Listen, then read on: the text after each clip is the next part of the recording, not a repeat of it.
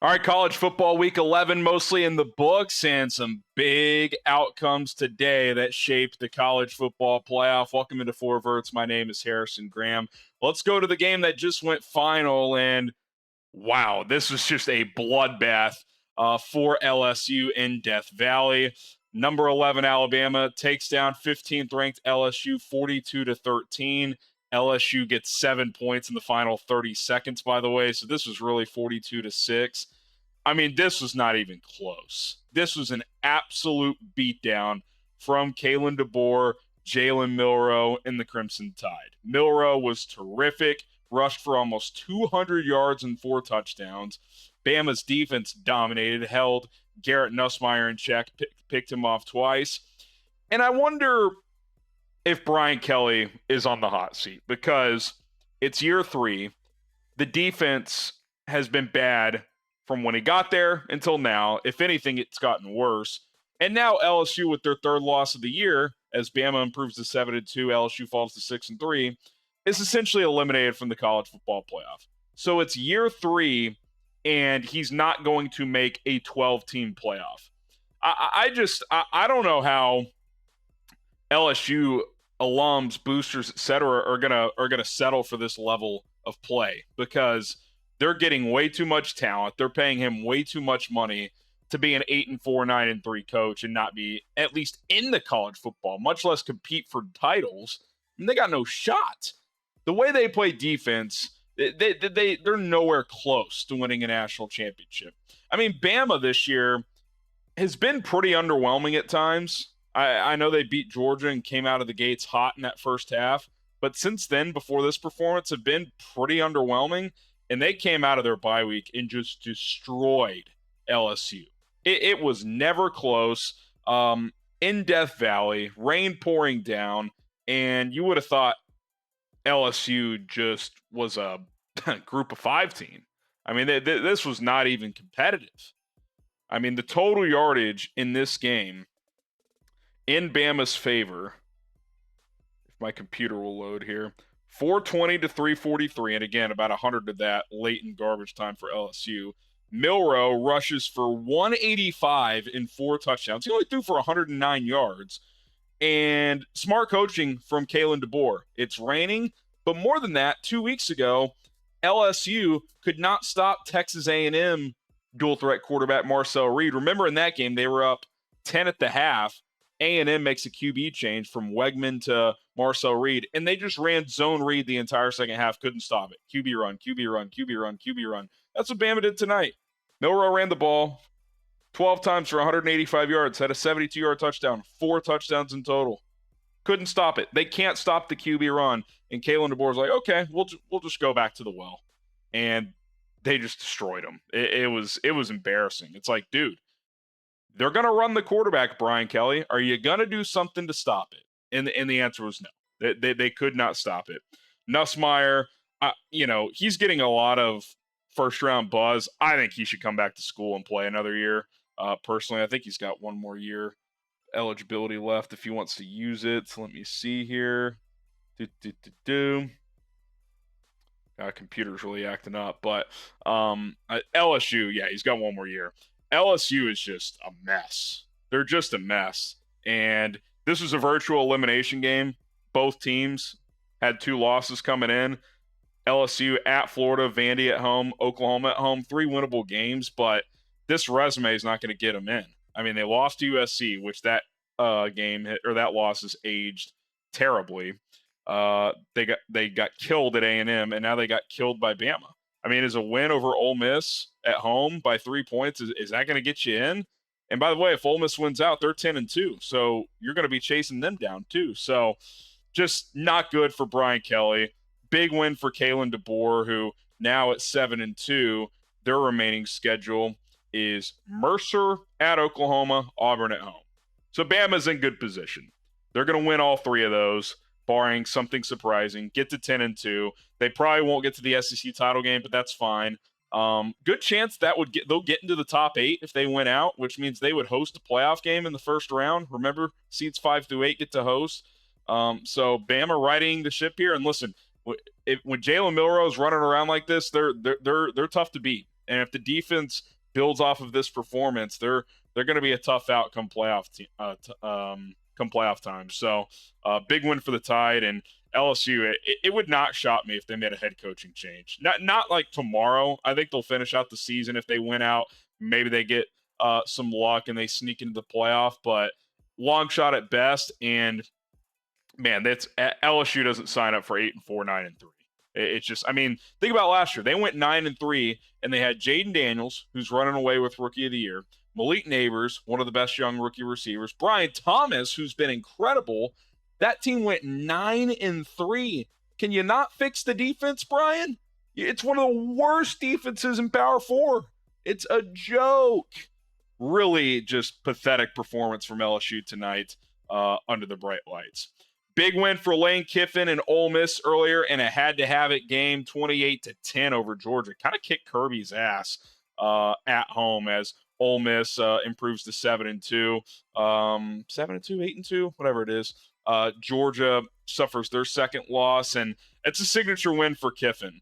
With the way their schedule and resume was lining up, they had to get this game. They were 16th in the country coming in. They're 8-2 now. And they honestly just dominated this football game after the opening 5 minutes because Jackson Dart rolls his ankle and throws a pick on the opening drive. Georgia scores on a short field, and from there on, it was 28-3 Ole Miss. I mean, they really kicked their ass after the opening 5 minutes. And for Ole Miss, at Florida in 2 weeks, bye week next week, Mississippi State at home, 2 games they should win. I think it's pretty simple. They win their last 2 games, they're going to make the playoff at 10-2. They should be able to get in with 2 losses. This win over Georgia should vault them in.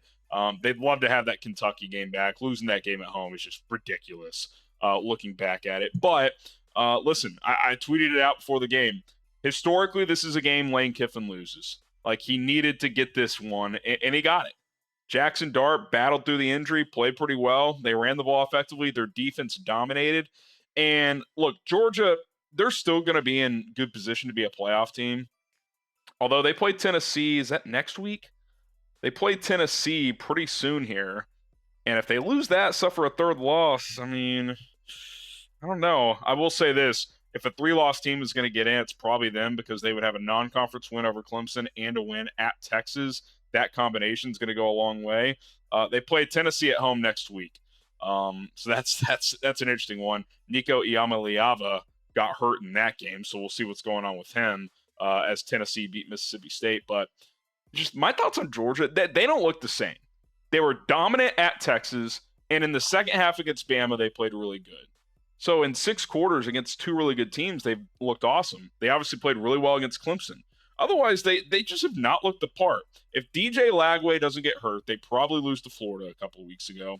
If they beat Kentucky by 1 point. It took them a while to pull away from Auburn. They give up 31 points to Mississippi State, arguably the worst team in the SEC. Like, this Kirby team, their good has been really good, but we haven't seen it nearly often enough. Ole Miss just decleated them. I mean, it's not like it was this back and forth battle and, Jackson Dart made a play late to win it or something at home. Like, that's not some outrageous result. They were talking about, for example, Ole Miss's last win against a top 3 team. It was when they beat Bama like 8 or 9 years ago, and it was 43-37. It's like this crazy game. It's 28-10. I mean, and this wasn't even close. So, listen, I think it goes to show, and I've been talking about this year, the parity in college football. Like, who's the best team? I get it. Oregon's number 1 and they're undefeated, but does anyone think they're just some lock to run through the playoff? Georgia, they have 2 losses now. Carson Beck looks lost at quarterback. I don't take them that seriously as a national title contender. The way Texas played today, Quinn Ewers looked awesome. When they play like that, they're tough to beat, but can he string together 3 or 4 high-level performances in a row?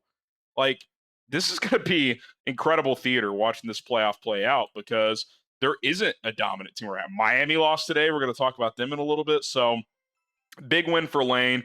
They win their last 2 games. They'll make the playoff. Georgia need to beat Tennessee. You lose that game, you're leaving your fate in the hands of this committee with 3 losses. And, you suffer that 3rd loss. It's you don't really have a strong argument at that point. So, big game coming up against the Vols next week.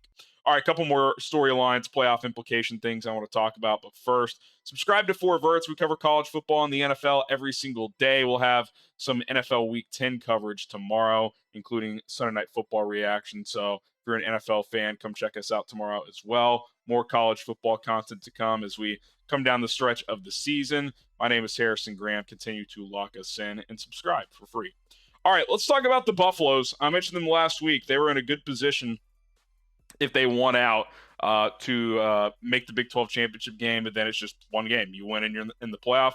Well, now they officially control their destiny because Iowa State lost to Kansas.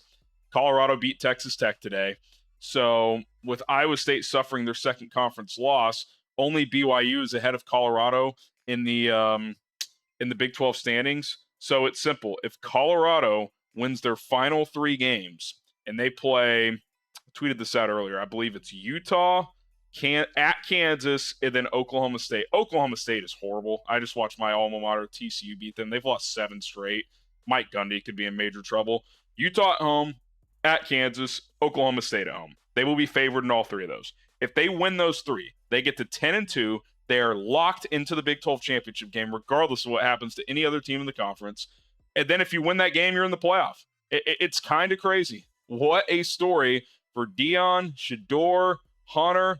They got other dudes. Their defense is playing better all of a sudden. I mean, this is impressive. I was not a believer in this down the stretch last year and coming into this year. Obviously, it started well last year when they upset TCU and crushed Nebraska. But then as those aged, turned out those teams weren't that good, and it felt like that team gave up the rope down the stretch last year. They lost 6 out of 7 or whatever it was, and this year they get blown out by Nebraska early, and you're like, oh man, is this thing going to fall apart? They've righted the ship. And Shedeur, he's the type of quarterback that can at least keep you in a lot of games, if not win you a lot of games. Travis Hunter's the best player in college football, playing both ways. Another big game today, and they're playing better in the trenches. They've coached them up. So I think this is an incredible story, and I'm rooting for it, man. I hope they win out, get to the Big 12 title game, and get into the playoff. I mean, could you imagine the storylines, the ratings, if Dion, Shedeur, Hunter, and the boys are in the college football playoff? I mean, what a story that would be, and I'm here for it, man. Bring me all the drama, bring me the chaos, bring me the entertainment. 'Cause at the end of the day, that's what this is. We want to be entertained. And whether you like these guys or not, these guys are entertaining. And I'm all for it. And it's been awesome, man. It felt like this thing was close to falling apart. You know when the trajectory of this thing changed? It's like week 4, week 5. They hit a Hail Mary against Baylor and beat them in overtime. It changed their whole season. Because if they lose that game, who knows, right? Like that was, I think, the week after they had lost to Nebraska, or 2 weeks after, and it was like, man, you lose to Baylor, that's at home. It changed their whole season. And if you're gonna have a special season, sometimes you need to have a crazy game, a crazy win like that. They got it, and they really haven't looked back. They lost a close game to Kansas State a few weeks later, but they've leapfrogged K-State in the standings, and they're playing awesome. So kudos to Colorado. 3 wins away from a Big 12 title appearance. Okay, Miami finally goes down.